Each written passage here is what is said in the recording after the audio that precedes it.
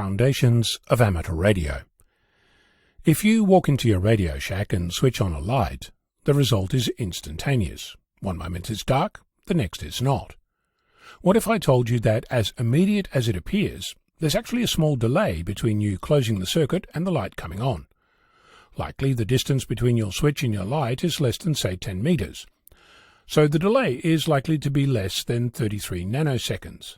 Not something you'd notice unless you're out to measure it. What if your light switch is 3,200 kilometers away? That's the length of the first transatlantic telegraph cable in 1858. Let's start with the notion that between the action of closing a switch, or applying a voltage, at one end of the cable and it being seen at the other end takes time. If we ignore the wire for a moment, pretending that both ends are separated by vacuum, then the delay between the two ends is just over 10 milliseconds, because that's how long it takes travelling at the speed of light. One of the effects of using a cable is that it slows things down. In case you're curious, the so-called velocity factor describes by how much. A common velocity factor of 66 would slow this down by 66%. This means that there is a time when there is a voltage at one end and no voltage at the other. There are a few other significant and frequency-dependent things going on. We'll get to them, but before we go any further, it's important to consider a couple of related issues. Ohm's law, which describes the relationship between voltage, current and resistance in an electrical circuit, was first introduced in 1827 by Georg Ohm in his book The Galvanic Chain Mathematically Worked Out. Initially his work was not well received, and his rival, Professor of Physics Georg Friedrich Pohl, went so far as to describe it as an unmistakable failure, convincing the German Minister for Education that a physicist who professed such heresies was unworthy to teach science. Although today Ohm's law is part and parcel of being an amateur, it wasn't until 1841 that the Royal Society in London recognised the significance of his discovery, awarding the Society's oldest and most prestigious award, the Copley Medal, in recognition for researches into the laws of electric currents. I'll point out that Ohm only received recognition because his work was changing the way people were starting to build electrical engines, and word of mouth eventually pressured the Royal Society into the formal recognition he deserved. I also mentioned the speed of light in relation to the delay between applying a voltage and it being seen at the other end. But it wasn't until 1862 when James Clerk Maxwell published a series of papers called On Physical Lines of Force that light speed was actually derived, when he combined electricity and magnetism and proved that light was an electromagnetic wave, and that there were other invisible waves, which Heinrich Rudolf Hertz discovered as radio waves in 1888. How we understand transmission lines today went through a similar discovery process. Your radio is typically connected to an antenna using a length of coaxial cable, which is a description for the shape the cable has, but the nature of the cable, what it does, is what's known as a transmission line.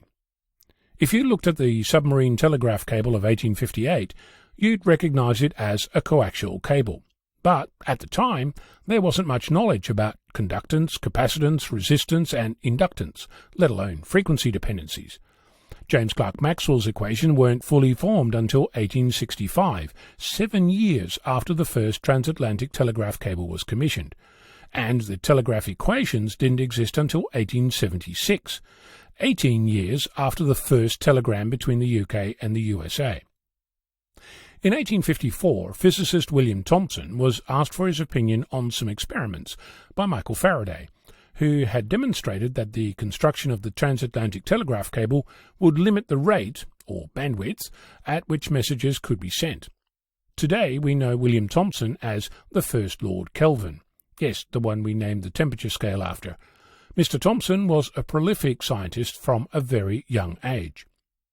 Over a month, using the analogy with the heat transfer theory of Joseph Fourier, Thomson proposed the law of squares, an initial explanation for why signals sent across undersea cables appeared to be smeared across time, also known as dispersion of the signal, to such an extent that dits and dars started to overlap, requiring the operator to slow down in order for their message to be readable at the other end, and as a result, message speed for the first cable was measured in minutes per word rather than words per minute. Today we know this phenomenon as inter-symbol interference. It wasn't until 1876 that Oliver Heaviside discovered how to counter this phenomenon using loading coils, based on his description of what we now call the Heaviside condition, where you can, at least mathematically, create a telegraph cable without dispersion. It was Heaviside's transmission line model that first demonstrated frequency dependencies, and this model can be applied to anything from low-frequency power lines, audio-frequency telephone lines, and radio-frequency transmission lines.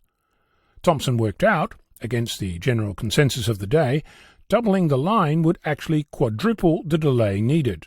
It turns out that the length of the line was so significant that the second cable, laid in 1865, 560 kilometers shorter, outperformed the original cable by almost 10 times, even though it was almost identical in construction, providing physical proof of Thomson's work. It has been said that the 1858 transatlantic telegraph cable was the scientific equivalent of landing man on the moon. I'm not sure that adequately explains just how far into the unknown we jumped.